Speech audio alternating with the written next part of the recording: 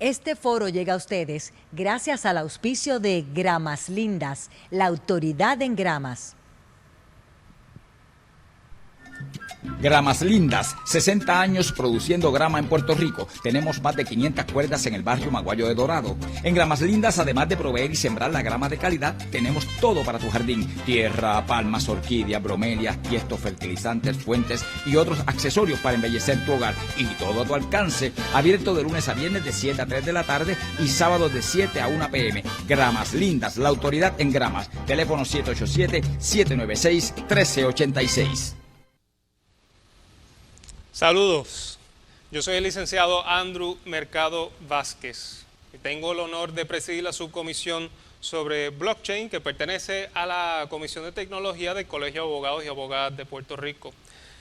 Antes de comenzar a discutir el tema de hoy, quiero tomar un momento para agradecer al presidente de la Comisión de Tecnología, licenciado Miguel Marrero, por hacer esta presentación posible. Y además quiero agradecer al presidente de este ilustre Colegio de Abogados y Abogadas de Puerto Rico, el licenciado Manuel Quiliquini, por su continuo apoyo en nuestra misión de traer a la atención de nuestro gremio temas de vanguardia, sobre todo tecnológicos. Y por último, quiero agradecer y expresar mi más sincera admiración y agradecimiento por todo el personal presente que hace de esta transmisión sea posible. De verdad, muchas gracias. Bueno, la presentación de hoy se titula La CBDC y la Constitución de Estados Unidos, una relación reñida. Esa es la pregunta. Hablar sobre la incorporación de una moneda digital de Banco Central, o CBDC por sus siglas en inglés, es hablar sobre el control. Ya sea el control directo que puede ejercer el Estado sobre sus ciudadanos o el control que tienen los individuos sobre su cuerpo, su propiedad y sus datos personales. La incorporación de la CBDC no tan solo se proyecta como una de las alteraciones más severas al concepto de dinero, sino que posiblemente tendrá una dimensión de vigilancia y recopilación de información que le brindará al Estado nuevas y más detalladas formas de supervisión. No obstante, hay razones muy persuasivas para justificar y apoyar la incorporación de la CBDC en el sistema monetario. Como resultado, no basta con lanzar críticas superficiales para lograr una evaluación coherente. Hay que abordar el tema desde el cuerpo de normas legales más básico y vinculante del ordenamiento jurídico, en nuestro caso esa sería la Constitución de Estados Unidos. Sin embargo, antes de entrar de lleno a este tema, debemos tener un entendimiento, por lo menos un entendimiento básico de lo que es una CBDC.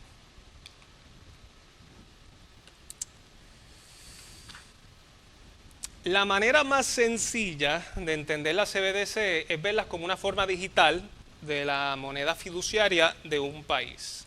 Este concepto de moneda fiduciaria es particularmente crucial para el entendimiento de la CBDC y por ende amerita un poco de trasfondo. Y ahí pueden ver la agenda de los conceptos o de los puntos que vamos a estar tocando durante la presentación de hoy. Vamos a ver acá. El término fiducia o fiduciaria proviene del latín fiduciarus y se refiere a algo que depende del crédito y confianza que merezca. Actualmente la Real Academia Española define la palabra fiducia simplemente como confianza. Dicha entidad definiendo a su vez este último término como esperanza firme que se tiene de alguien o algo. Con esta breve explicación en mente, podemos entonces llegar a la conclusión que una moneda fiduciaria es una moneda cuyo valor depende del grado de confianza que se le puede atribuir. Pero, ¿confianza en qué? Pues en este caso, en el gobierno que lo emite. En última instancia, y a manera de simplificar todo esto, el dinero fiduciario tiene valor siempre y cuando se tenga confianza en el gobierno que la emite. Cabe resaltar que no hace tanto tiempo el valor del dinero se regía por un sistema conocido como patrón oro o gold standard en inglés. Bajo dicho sistema, el dinero emitido por el Estado tenía un valor atado directamente al valor del oro. Como resultado, el dinero en papel se podía canjear o redimir por cierta cantidad en oro. Sin embargo, los estragos económicos causados por la Primera y Segunda Guerra Mundial provocaron la proliferación del uso del dinero fiduciario como curso legal. Incluso años después del final de la Primera Guerra Mundial, la mayoría de los países tenían estándares nacionales de dinero en papel que no eran convertibles en oro o plata.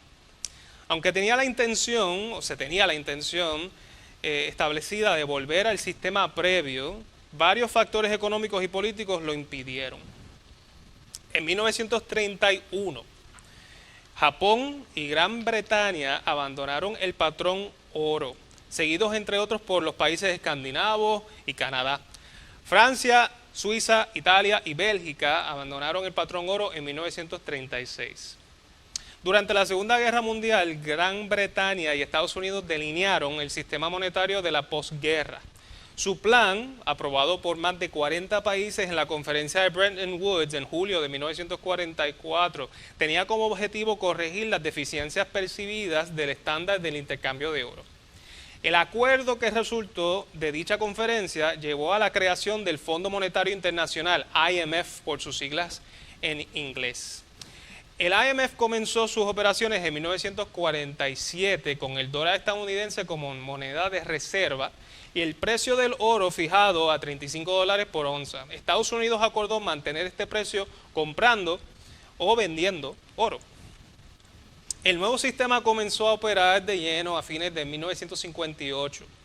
Aunque quedaba un vínculo superficial con el oro, el sistema de Bretton Woods básicamente estableció que las economías de mercado mundial operarían con el dólar como estándar de intercambio.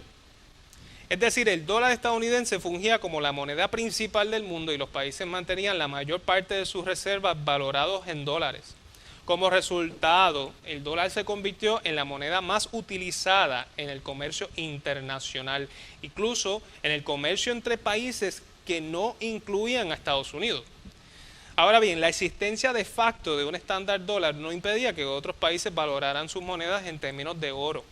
Sin embargo, con el tiempo, el precio fijo del oro se volvió cada vez más difícil de mantener para Estados Unidos. Además, a medida que las reservas de dólares en manos de los bancos centrales fuera de Estados Unidos aumentaban y las reservas de oro en Estados Unidos disminuían, fue más y más difícil cumplir con el compromiso de convertir el oro en dólares al tipo fijo de $35 la onza.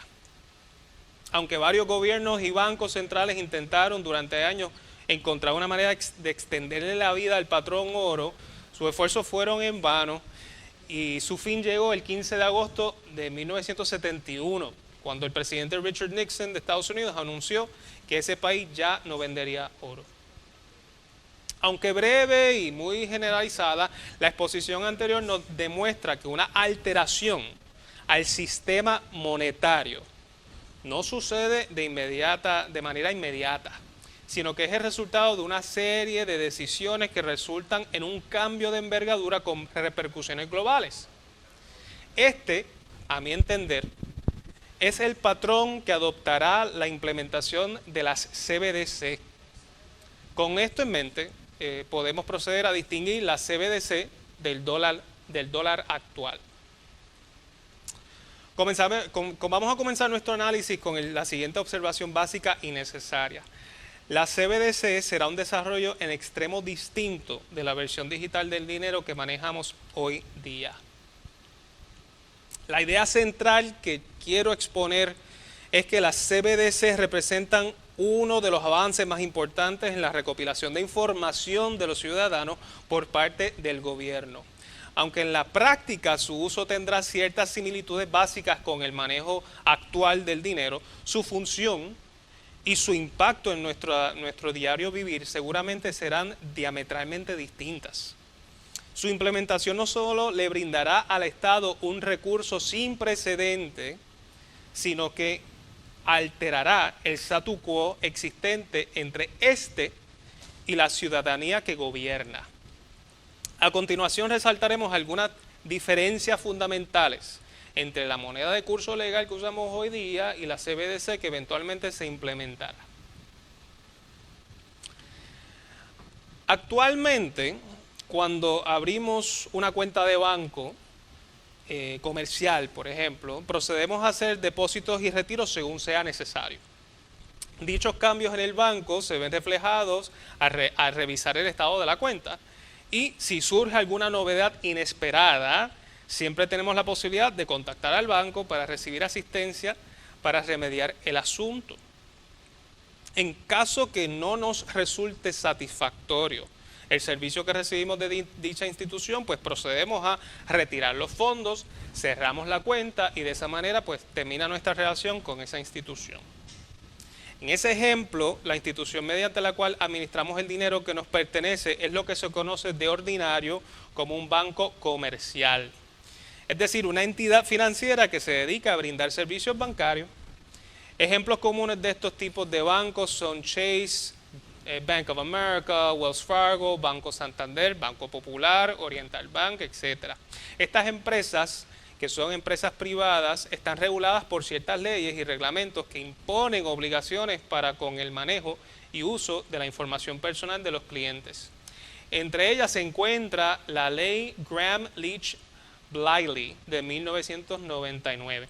Esta le prohíbe a una institución financiera revelar información personal no pública de un consumidor, como su número de seguro social, por ejemplo, sus ingresos y deudas pendientes, y no lo puede revelar a empresas que no estén relacionadas con la institución financiera. Así las cosas, cuando abrimos una cuenta y solicitamos un préstamo en un banco, podemos confiar que seremos titulares, por lo menos a ciertos derechos, aunque mínimos, que ofrecen los sistemas y las leyes y reglamentos actuales. En el caso de la CBDC, la situación es muy distinta. En enero del 2022, la Reserva Federal publicó un reporte titulado Money and Payments, the US Dollar in the Age of Digital Transformation. Nos parece que dicha publicación es de suma relevancia e importancia, ya que desarrolla el tema de la CBDC desde el punto de vista de la entidad que las emitirá. De hecho, en la introducción, la Reserva Federal provee una definición resumida de lo que es una CBDC. Citamos: se define una CBDC como una acreencia, liability, digital de la Reserva Federal que está ampliamente disponible para el público en general. Si bien los estadounidenses han mantenido dinero predominantemente en forma digital, por ejemplo en cuentas bancarias registradas como entradas informáticas en los libros de contabilidad de bancos comerciales, una CBDC será diferente del dinero digital existente disponible para el público en general, porque será una acreencia, liability, de la Reserva Federal, no un banco comercial. Cerramos la cita.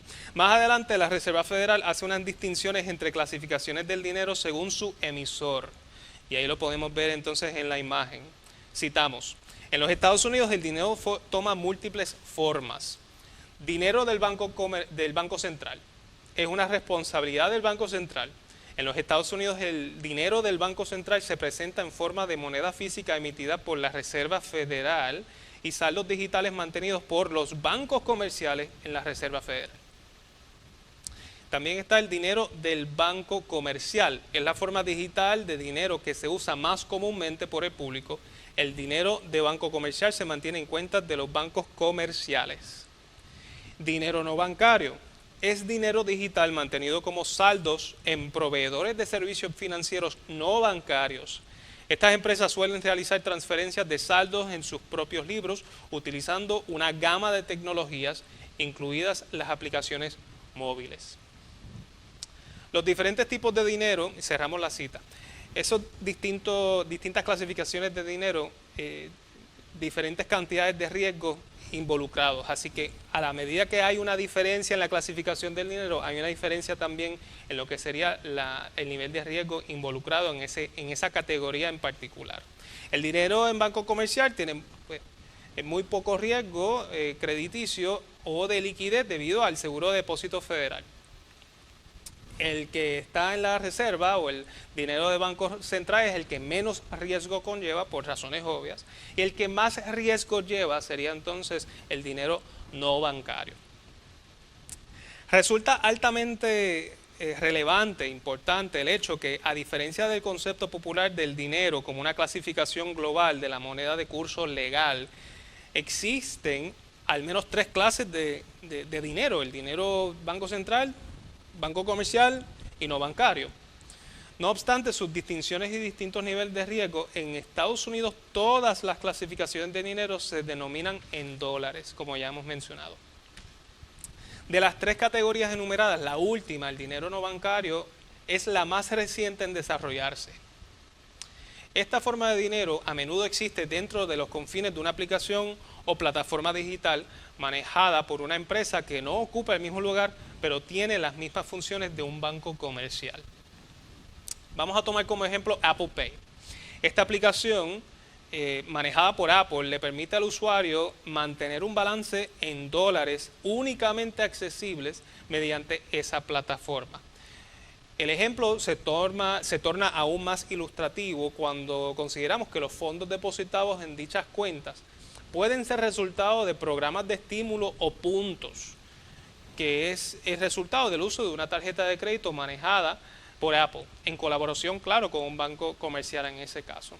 Otros ejemplos que podemos pensar o que podemos identificar, pues Venmo, PayPal, Cash App, Samsung Pay y Google Pay.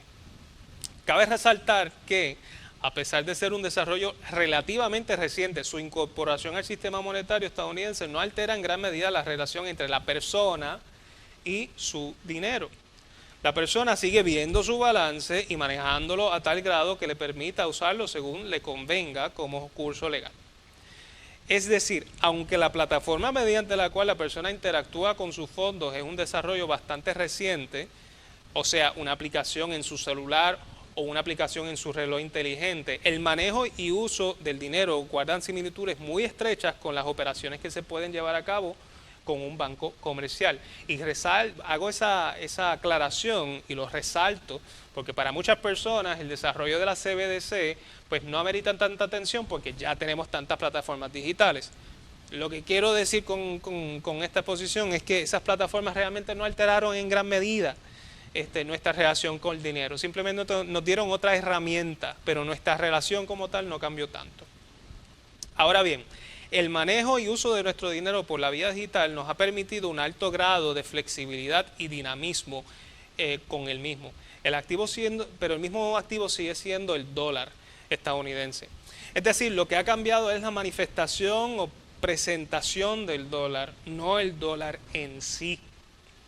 No obstante, ciertos desarrollos tecnológicos recientes han permitido el surgimiento de una nueva clase de bienes que han visto una enorme proliferación en los últimos años, los activos digitales. La Reserva Federal discute el tema de los activos digitales de la siguiente manera y vamos a citar. La innovación tecnológica ha traído consigo recientemente una ola de activos digitales con características similares al dinero. Estas criptomonedas surgieron de una combinación de tecnologías criptográficas y de registros distribuidos que juntas proporcionan una base para pagos descentralizados entre pares. Sin embargo, las criptomonedas aún no han sido ampliamente adoptadas como medio de pago en los Estados Unidos. Siguen siendo objeto de una extrema volatilidad de precios, son difíciles de utilizar sin proveedores de servicios y tienen graves limitaciones en la capacidad de procesar transacciones. Además, muchas criptomonedas tienen un importante impacto energético y hacen a los consumidores vulnerables a pérdidas, robos y fraudes. Cerramos la cita. Aunque simple, esa exposición que ofrece la Reserva Federal es suficiente para comenzar a comprender la importancia de los activos digitales. Y a esos fines resulta necesario entender los conceptos fundamentales de la tecnología que ha hecho posible su surgimiento, y en este caso es la tecnología blockchain. Desde sus inicios, la tecnología blockchain se ha caracterizado por ser un récord público continuamente actualizado. Eso se debe a que su desarrollo respondió al deseo de crear una moneda de intercambio 100% digital y sin ataduras a instituciones gubernamentales o financieras que de ordinario controlarían su circulación. Dicho objetivo respondió a los movimientos protagonizados por ciertos grupos con altas destrezas en ciencias de cómputo, que entendían que para preservar la libre expresión cibernética sería necesaria una moneda netamente digital que quedara fuera del alcance del Estado. Aunque estos movimientos comenzaron en la década de 1990, no fue hasta 2009 que surgió el primer proyecto basado enteramente en la tecnología blockchain, que la conocemos como Bitcoin. Aunque las incidencias técnicas que dictan su función son complejas, las razones por las cuales la blockchain se considera una plataforma confiable para la conservación histórica de transacciones se puede resumir fácilmente en 3 puntos y los tenemos ahí. El almacenamiento de los datos de las transacciones se hace de manera pública y segura gracias a una operación matemática que es altamente compleja y a su vez única. Esto tiene como consecuencia que cualquier alteración a los datos de la transacción se puede identificar y rechazar de manera fácil e inmediata. Cada transacción forma parte de un grupo de transacciones único en cuanto a su contenido. Cada uno de estos grupos o bloques de información, por ende el término blockchain, forma parte de lo que sería una cadena de transacciones agrupadas, cada una relacionada sucesoriamente. En este sentido se crea un tracto sucesivo completamente digital desde sus inicios, lo que a su vez le otorga una característica de inmutabilidad, haciendo la alteración del historial inviable. Por último, la ausencia de una fuente de control central es posible gracias a que la información que contiene la blockchain se distribuye entre todos los ordenadores y estos a su vez fiscalizan cada bloque mediante la validación de la operación matemática previamente hecha. Dado que cada ordenador participante tiene la capacidad de guardar una copia de la cadena total de transacciones, aún bajo el supuesto de que los otros partícipes de la red sean objetos de algún ataque que los inhabilite, el historial completo de las transacciones se puede recuperar de cualquiera de los partícipes restantes. Estas son solamente algunas de las razones por las cuales el surgimiento de Bitcoin se considera un hito histórico, por lo menos desde el punto de vista tecnológico. Ahora bien, debemos hacer la siguiente salvedad con la mayor vehemencia posible. No todo lo que es blockchain es Bitcoin. Es decir, aunque los inicios de su desarrollo están irremediablemente atados y enlazados con el surgimiento de Bitcoin, la tecnología blockchain y los usos prácticos de la misma han superado por mucho el limitado propósito de Bitcoin. Y uno de esos, para bien o para mal, ha sido el desarrollo de la CBDC que estamos discutiendo el día de hoy. El propósito principal de una CBDC es realizar pagos digitales entre personas, empresas o instituciones financieras. Pero para esto se necesita una infraestructura tecnológica que permita registrar, verificar y transferir las unidades de CBDC de forma segura y eficiente. Aquí es donde entra en juego la tecnología blockchain que ya hemos descrito. Aunque de ordinario la tecnología blockchain se ha usado para crear y operar criptomonedas como Bitcoin, que son monedas digitales descentralizadas que no dependen de ningún gobierno o entidad, la misma tecnología se puede adaptar para crear y operar las CBDC, que son monedas digitales centralizadas que dependen de un banco central emisor. Este punto de centralización es vital para entender las críticas que se lanzan hacia la implementación de dicho sistema. Mediante una comparación entre el estado actual del sistema bancario con el propuesto a base de la CBDC, la profesora Linda Schilling resalta los aspectos negativos de la centralización bancaria de la siguiente manera, y citamos: actualmente coexisten varios bancos privados y públicos que reciben depósitos y los ciudadanos tienen sus depósitos en estos bancos, y a su vez los bancos mantienen reservas en el Banco Central. No hay depósitos directos en el Banco Central, sin embargo el Banco Central es el nodo central. Con un sistema CBDC, los ciudadanos tienen depósitos directos en el Banco Central, lo que potencialmente reemplaza sus depósitos en bancos privados. Pero ¿por qué puede perjudicar una mayor centralización? Una estructura centralizada requiere confiar en el nodo central, el Banco Central, en términos de su funcionalidad completa. Si el sistema CBDC está basado en cuentas no privadas, todas las transacciones de los ciudadanos serán visibles para el Banco Central. La centralización a través de un CBDC provoca la acumulación de grandes cantidades de información sensible. El número de cuentas de depósito a nivel del Banco Central es probablemente mayor que el número de cuentas en el banco privado promedio. Por lo tanto, también la agregación de información a nivel del Banco Central puede superar la información recopilada por el banco privado promedio. En contraste, en el sistema actual, la agregación de información a través de pagos está segmentada. Se lleva a cabo a nivel de múltiples bancos privados que recopilan información complementaria sobre sus clientes.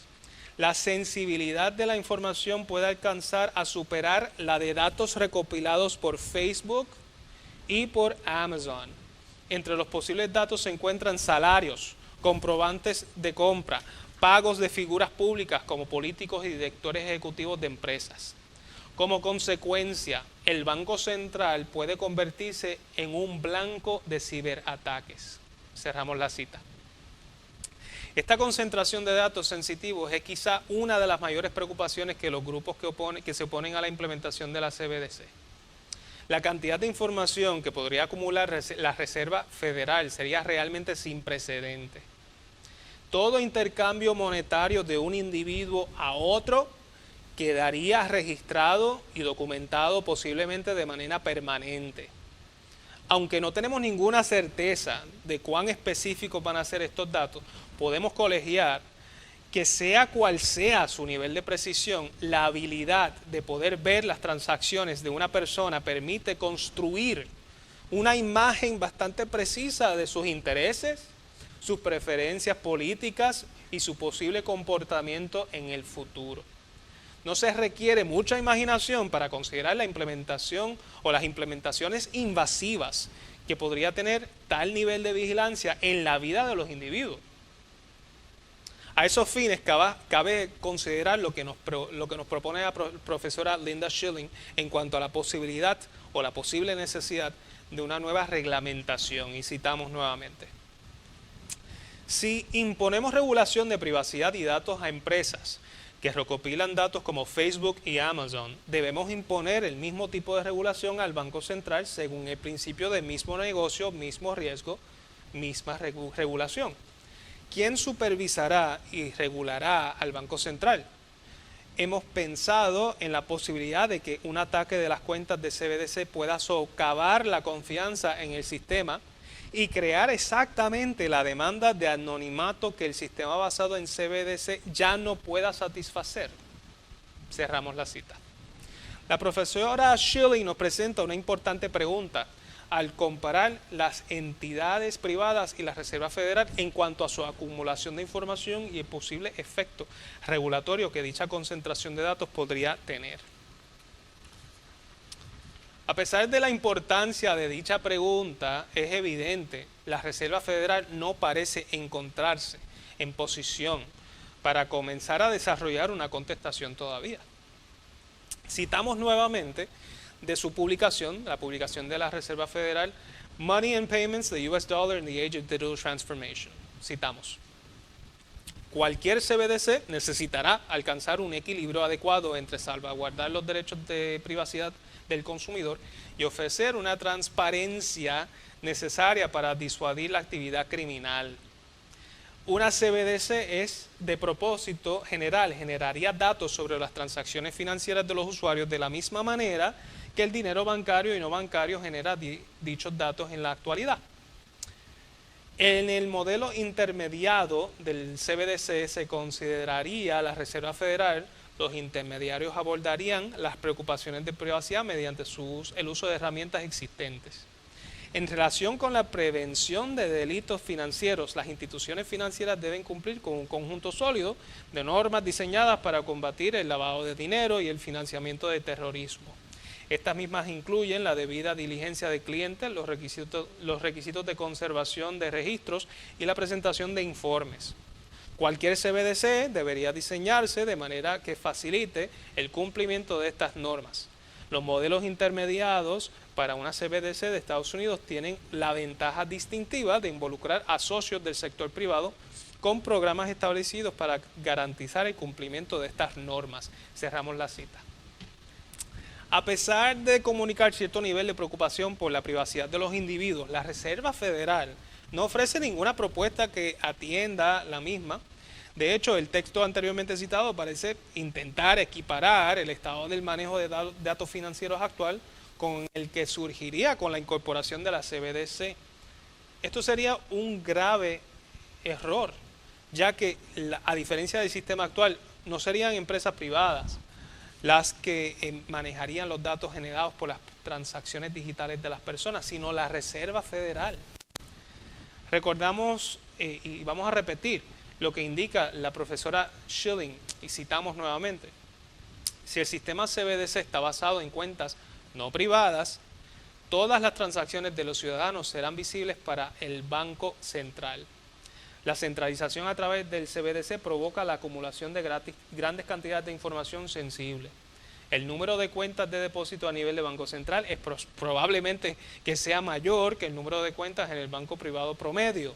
Por lo tanto, también la agregación de información a nivel de Banco Central puede superar la información recopilada por los bancos privados promedio. Cerramos la cita. Es la centralización lo que nos preocupa y lo que le preocupa a la profesora Schilling. A pesar de las severas preocupaciones inspiradas por la implementación de la CBDC, existen ciertos argumentos que apoyan su implementación, resaltando ciertos beneficios. A menudo se resalta que las CBDC son diferentes de otras formas de dinero digital, como las criptomonedas, porque están respaldados por el Banco Central y tienen un valor estable. Por otro lado, se alega que el uso de la CBDC puede promover la inclusión financiera, el facilitar el acceso a servicios bancarios a las personas que no los tienen. Así también se ha señalado que puede simplificar la implementación de la política monetaria y fiscal al permitir un mayor grado de transparencia sobre el flujo de dinero. Por último, sus propulsores de ordinario resaltan que puede reducir los costos de mantenimiento y las fricciones que implica un sistema financiero complejo, así como los riesgos asociados al uso de monedas digitales privadas o criptomonedas. Aun si presumimos que estos beneficios son reales y son viables, debemos preguntarnos cuál sería el precio a pagar. Como sabemos, todo desarrollo novel implica un riesgo por la alteración al estado actual de las cosas. ¿Qué tendríamos que sacrificar a cambio de recibir la supuesta estabilidad, inclusión y transparencia sobre el flujo de dinero que ofrecerían las CBDC? Pues posiblemente nada menos que nuestra privacidad.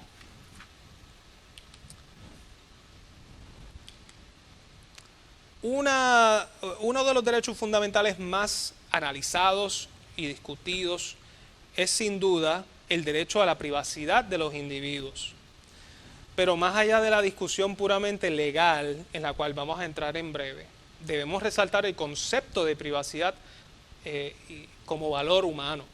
El profesor Arthur Miller lo describe de la siguiente manera, y citamos: para mí la privacidad, o el derecho a ser dejado en paz, es un valor de gran importancia en una sociedad civilizada. La capacidad de un individuo para cerrar la puerta física o metafórica es una capacidad humana enormemente poderosa, ya sea para bloquear la música no deseada en la habitación de un adolescente o para combatir la intromisión de vecinos, instituciones o el gobierno. La capacidad de disfrutar de la soledad es importante. Pero creo que la privacidad va más allá de eso. La privacidad se trata de una individualidad, se trata de la autonomía, se trata de la autodeterminación, se trata de la capacidad de controlar, al menos en cierta medida, el contenido y el acceso al entorno informativo que nos rodea mientras avanzamos en un entorno complejo y tecnológico. Cierro la cita. El deseo de reclamar un grado de privacidad es sin duda un impulso básico de todas las personas. A diario nos encontramos con situaciones que activan ese estímulo o estimulan nuestro instinto a mantener ciertas dimensiones de nuestras vidas fuera del escrutinio de otros. Nuestras condiciones de salud, detalles financieros, nuestra dirección física, nuestro número de teléfono personal, nuestro historial de búsquedas en la internet. Hay varias instancias en las cuales es evidente el valor que le atribuimos a mantener nuestra privacidad. En atención a este deseo inherente en nuestra humanidad, las normas, reglas y leyes que hemos desarrollado han intentado, con distintos grados de éxito, definir las áreas o dimensiones de nuestra vida que ameritan distintos grados de protección contra la intromisión de terceros, incluyendo al Estado. A lo largo de su trayectoria, el Tribunal Supremo de Estados Unidos ha emitido un sinnúmero de opiniones que tocan sobre este tema, tanto en el plano civil como el penal. Repasaremos 6 casos que entendemos que son particularmente pertinentes para nuestra discusión. Boyd versus U.S., Poe versus Ullman, Griswold versus Connecticut, Wallen versus Roe, U.S. versus Jones y Dobbs versus Jackson's Women's Health Organization. El caso de Boyd es el primero y surge de una acción civil del gobierno para confiscar mercancías importadas en violación de las leyes de aduanas. El gobierno obligó a los reclamantes de las mercancías a producir una factura privada para usarla como evidencia contra ellos. Entre otras cosas, el tribunal determinó que este procedimiento era inconstitucional y nulo, ya que violaba las enmiendas 4ª y 5ª de la Constitución. El más alto foro razonó que una búsqueda era equivalente a una producción compulsiva de los papeles privados de una persona y que eso era un registro irrazonable según la 4ª enmienda. Pero más allá de los hechos particulares del caso, la opinión resalta el valor de la privacidad como derecho. Y citamos: los principios establecidos en esta opinión afectan la esencia misma de la libertad y seguridad constitucional. Se aplican a todas las invasiones por parte del gobierno y sus empleados en la santidad del hogar de un hombre y las privacidades de la vida. No es el hecho de forzar sus puertas y rebuscar sus pertenencias lo que constituye la esencia del delito, sino es la invasión de su derecho inalienable de seguridad personal, libertad personal y propiedad privada, donde ese derecho nunca ha sido afectado por la condena de un delito alguno. Cerramos la cita. Es fácil apreciar la importancia que el tribunal le atribuye al derecho de privacidad sin limitarlo a las interferencias físicas por parte del Estado. Es decir, aún en el siglo XIX, la privacidad era un concepto que superaba los entornos físicos de la persona, llegando a proteger los datos y la información relacionada a esta. Pasamos entonces a Poe versus Ullman. En el caso de Poe, los demandantes eran 2 mujeres casadas que necesitaban consejo médico sobre el uso de anticonceptivos para proteger su salud y un médico que quería darles ese consejo. Los demandantes impugnaron una ley de Connecticut que prohibía el uso de anticonceptivos y el dar consejo médico sobre su uso, alegando que violaba la 14ª enmienda. El tribunal desestimó el caso por falta de legitimación, argumentando que no había una lesión inmediata y que no existía una controversia real, incumpliendo así los demandantes con el requisito de justiciabilidad. A los fines de nuestro análisis, no es la opinión del tribunal lo que llama la atención, sino la opinión disidente del juez Douglas. En la misma, el juez Douglas enmarca las distintas dimensiones en las cuales opera el derecho a la privacidad y la manera en que un Estado totalitario se relacionaría con ellas. Citamos: el acto criminal aquí es el uso privado de contraceptivos. Tal como está redactada la ley, es inaplicable sin invadir la privacidad del dormitorio y por lo tanto es indefendible como pieza de redacción legal. Esta noción de privacidad no surge de la nada, emana de la totalidad del esquema constitucional bajo el cual vivimos. Una de las características distintivas del razonamiento totalitario es que todas las subcomunidades, familia, escuela, negocio, prensa, iglesia, están completamente sujetas al control del Estado. El Estado entonces no es una institución vital, entre otras, como fuente de iniciativa para el bien común, sino que busca ser coextensivo con la familia y la escuela, la prensa, la comunidad empresarial y la iglesia. De modo que estos otros grupos de interés se reduzcan, en principio, a órganos del Estado y agencias del Estado. En un orden político democrático, este concepto megalómano es expresamente rechazado por el estar en desacuerdo con la comprensión democrática del bien social y con la composición real de la comunidad humana. Cerramos la cita. Claramente, el juez Douglas nos invita a observar la manera en que el Estado se relaciona con las áreas de intimidad de las personas para poder determinar sus inclinaciones totalitarias. A dichos fines, mientras más diferencia tenga, o deferencia debo decir, tenga el Estado para invadir y reglamentar nuestros espacios privados, más totalitario es. Dicha lógica aplica sin duda a la incorporación de la CBDC.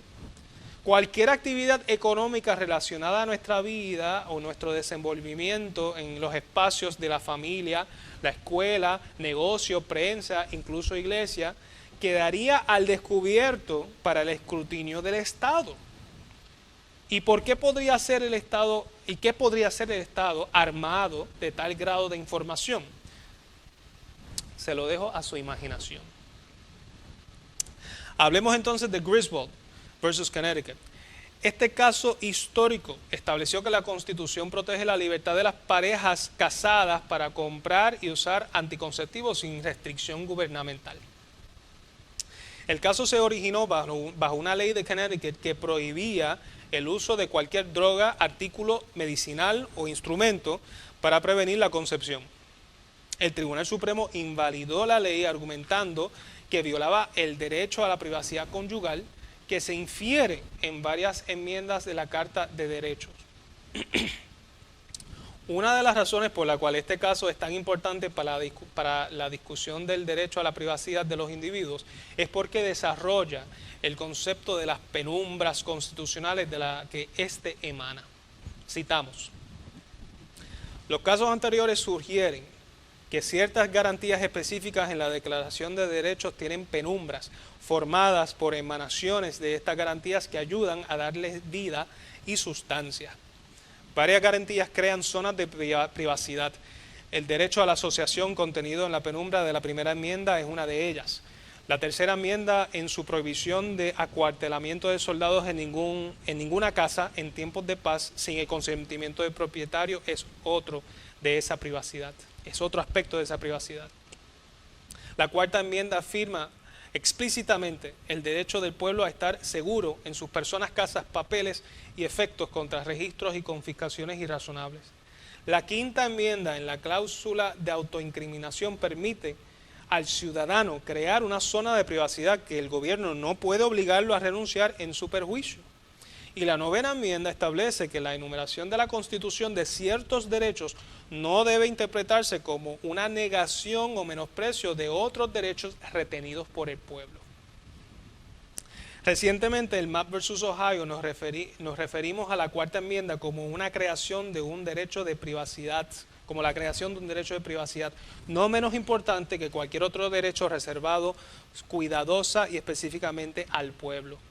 Hemos tenido muchas controversias sobre estos derechos penumbrales de privacidad y reposo. Estos casos atestiguan que el derecho a la privacidad que se solicita aquí es legítimo. Cerramos la cita.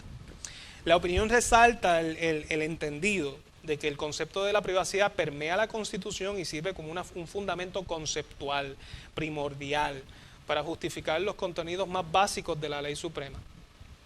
Como resultado, la privacidad de los individuos no es una consideración secundaria, sino un elemento fundamental en el desarrollo de los derechos constitucionales más importantes y, por ende, un derecho fundamental en sí mismo. Pasamos entonces a Wallen versus Roe. Este caso involucraba una ley estatal de Nueva York que exigía el reporte y almacenamiento de información de todas las recetas de cierta clasificación de medicamentos considerados peligrosos por ser susceptibles de uso ilegal. El Tribunal Supremo rechazó una demanda basada en el derecho constitucional a la privacidad y sostuvo que la ley era un ejercicio razonable de las amplias facultades policiales del Estado. El tribunal consideró que el impacto inmediato o amenazado de la ley sobre la reputación o la independencia de los pacientes que recibían dichos medicamentos no era suficiente para constituir una invasión de ningún derecho o libertad protegido por la 14ª enmienda. La opinión resaltó que la ley prohibía la divulgación pública de la identidad del paciente y limitaba el acceso a los archivos a un número reducido del personal del Departamento de Salud y de Investigación. Ahora, para algunos, este caso fortalece la discreción del Estado a superar el derecho a la privacidad de las personas y lograr acceso a datos que guardan una relación directa con la identidad e historial médico del individuo. No obstante, la opinión resalta la importancia de que el Estado limite su acceso a lo estrictamente necesario, manteniendo ciertas salvaguardias que impiden el uso irrestricto de los datos obtenidos. Por otro lado, en una demostración de conciencia sobre las implicaciones de la concentración de los datos por parte del Estado, el tribunal expresa lo siguiente, y citamos: no somos ignorantes de la amenaza a la privacidad implícita en la acumulación de vastas cantidades de información personal en bancos de datos informatizados u otros archivos inmensos del gobierno. La recaudación de impuestos, la distribución de ayudas sociales y pensiones, la supervisión de la salud pública, la dirección de nuestras Fuerzas Armadas y la aplicación de las leyes penales requieren la preservación ordenada de grandes cantidades de información, gran parte de la cual es de carácter personal y potencialmente vergonzosa o perjudicial si se revela. El derecho a recopilar y utilizar estos datos para fines públicos suele ir acompañado de un deber estatutario o regulatorio de evitar divulgaciones injustificadas. Por lo tanto, no es necesario decidir ninguna cuestión que pueda plantear la divulgación injustificada de datos privados acumulados, ya sea intencional o no intencional, o por un sistema que no contenga disposiciones de seguridad comparables. Simplemente afirmamos que este expediente no establece una invasión de ningún derecho o libertad protegidos por la 14ª enmienda. Cerramos la cita. En esta opinión observamos al tribunal arrojar luz sobre las preocupaciones naturales que emanan del manejo de la información de la ciudadanía por parte del Estado. En particular, llama la atención el cuidado que ejerce el más alto foro cuando indica que el expediente objeto de controversia no laceraba las disposiciones de la 14ª enmienda.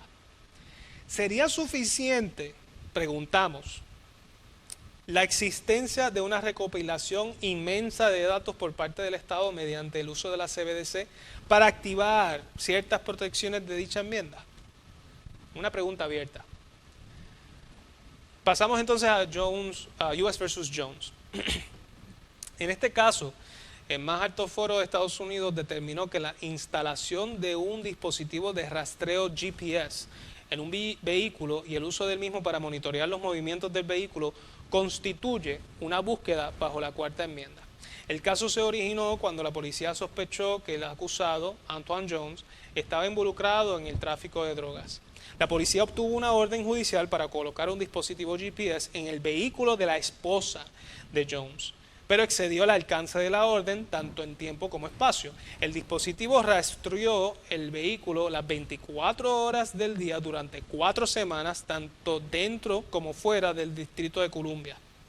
El tribunal determinó que esto era una búsqueda bajo la 4ª enmienda, aunque surgieron discrepancias entre los jueces en cuanto a las razones fundamentales detrás de la conclusión.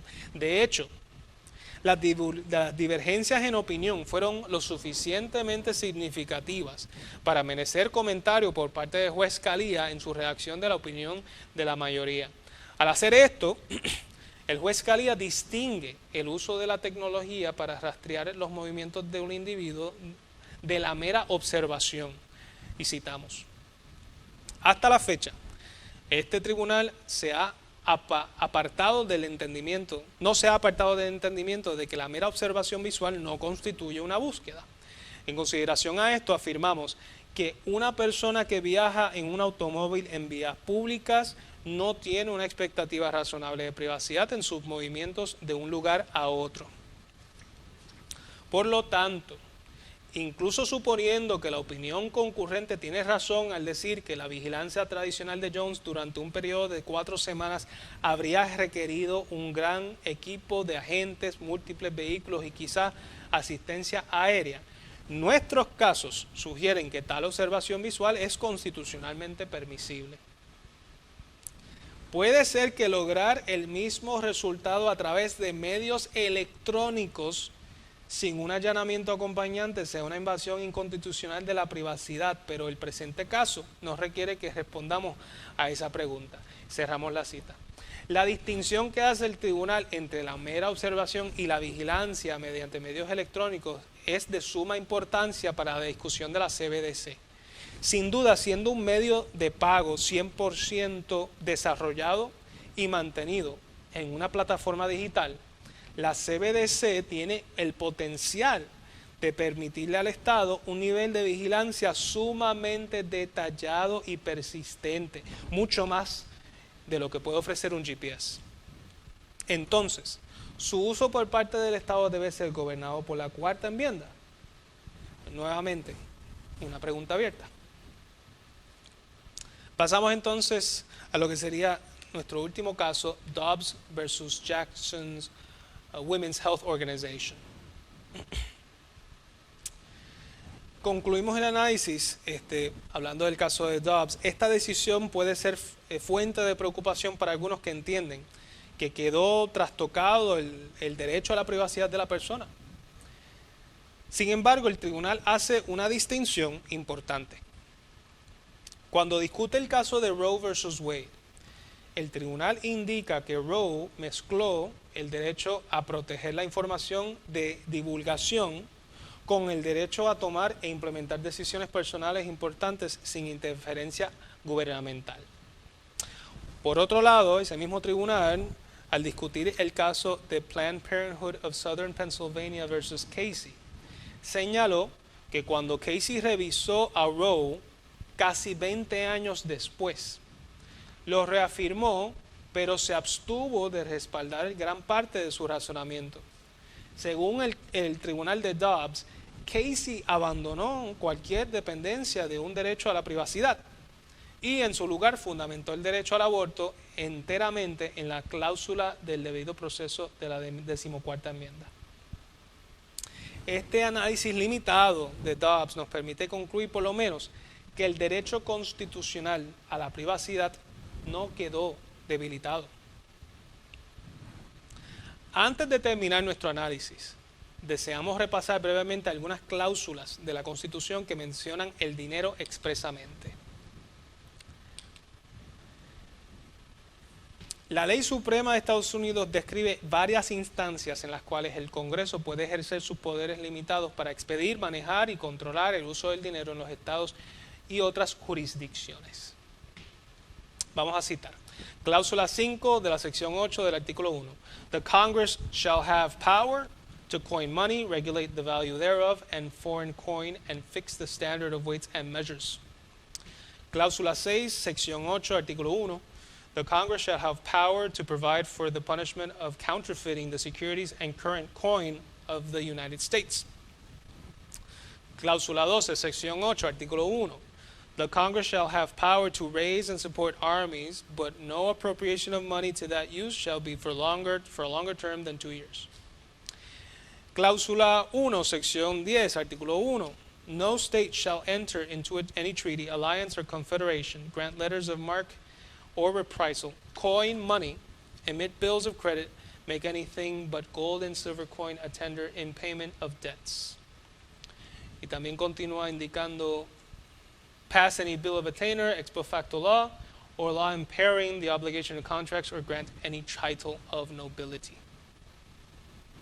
Como podemos observar, la Constitución reconoce el poder del Congreso para emitir y regular monedas para uso como curso legal. Sin embargo, confieso cierta aprensión para afirmar categóricamente que dicho cuerpo cuenta con la autoridad en ley para imponer el uso de la CBDC como moneda. Es una pregunta muy válida. La duda surge al tomar en cuenta la dimensión tecnológica de la CBDC. Como ya hemos mencionado, el uso de la tecnología blockchain alberga el potencial de almacenar la información de toda transacción en la cual participa cada CBDC. Dicha capacidad era inimaginable para los redactores de la Constitución. Como resultado, es razonable considerar si las CBDC quedan fuera del concepto de dinero expresado en la Constitución. Es decir, según este pensamiento, estamos ante otra cosa que comparte ciertas características básicas con el dinero, pero que goza de una serie de capacidades que la acercan más a un sistema de recopilación de datos y vigilancia. Sigue siendo dinero aunque su uso le permite al gobierno observar nuestras transacciones más íntimas. Sigue siendo dinero aunque sea un programa que se ejecuta en una plataforma digital en manos del gobierno que genera un récord permanente de comportamiento de las personas. Nuevamente, preguntas abiertas. Finalmente, existe una relación reñida entre la CBDC, la imposición de la CBDC y la Constitución. Pues aún no contamos con una contestación clara. Como indicamos al principio, en nuestra presentación, hasta ahora el Estado nunca ha tenido la posibilidad de acumular una cantidad tan voluminosa y detallada de las personas que gobiernan. La incorporación de la CBDC no tan solo se proyecta como una de las alteraciones más severas al concepto de dinero, sino que puede abrirle las puertas al gobierno para que pueda observarnos mediante las interacciones económicas que tenemos con otras personas. Por sus profundas implicaciones y la inevitabilidad de su implementación, nuestra profesión debe estar lista para defender nuestro derecho a la privacidad, desarrollando argumentos tan noveles como la tecnología que lo amenaza. Esa es mi presentación, le agradezco muchísimo su atención, muchas gracias. Este foro ha llegado a ustedes gracias al auspicio de Gramas Lindas, la autoridad en gramas. Gramas Lindas, 60 años produciendo grama en Puerto Rico. Tenemos más de 500 cuerdas en el barrio Maguayo de Dorado. En Gramas Lindas, además de proveer y sembrar la grama de calidad, tenemos todo para tu jardín. Tierra, palmas, orquídeas, bromelias, tiestos, fertilizantes, fuentes y otros accesorios para embellecer tu hogar. Y todo a tu alcance. Abierto de lunes a viernes de 7 a 3 de la tarde y sábados de 7 a 1 p.m. Gramas Lindas, la autoridad en gramas. Teléfono 787-796-1386.